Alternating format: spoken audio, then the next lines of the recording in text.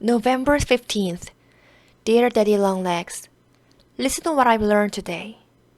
The area of the convex surface of the frustum of a regular pyramid is half the product of the sum of the perimeters of its bases by the altitude of either of its trapezoids. It doesn't sound true, but it is. I can prove it.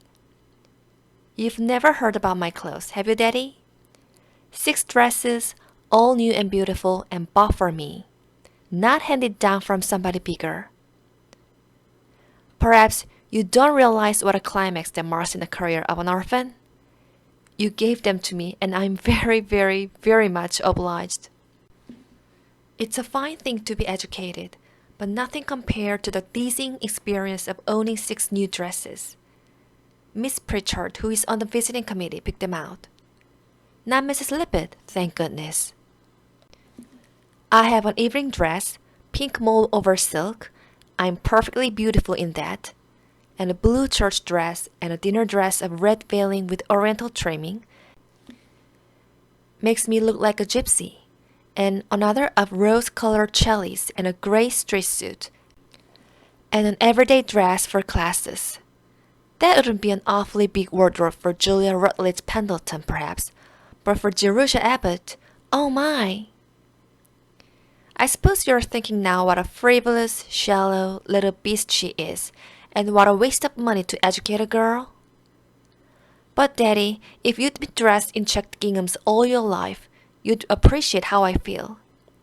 And when I started to the high school, I entered upon another period even worse than the checked ginghams.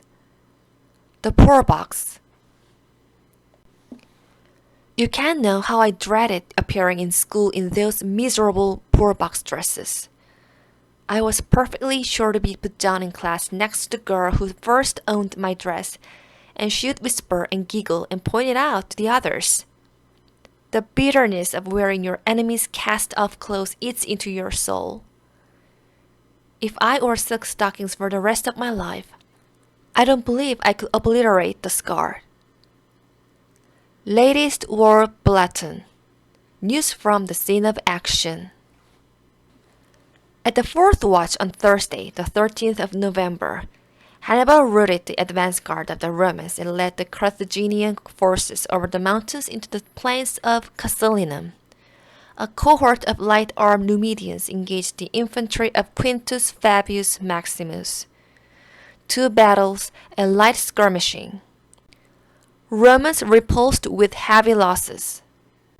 I have the honor of being your special correspondent from the front, J. Abbott. P.S.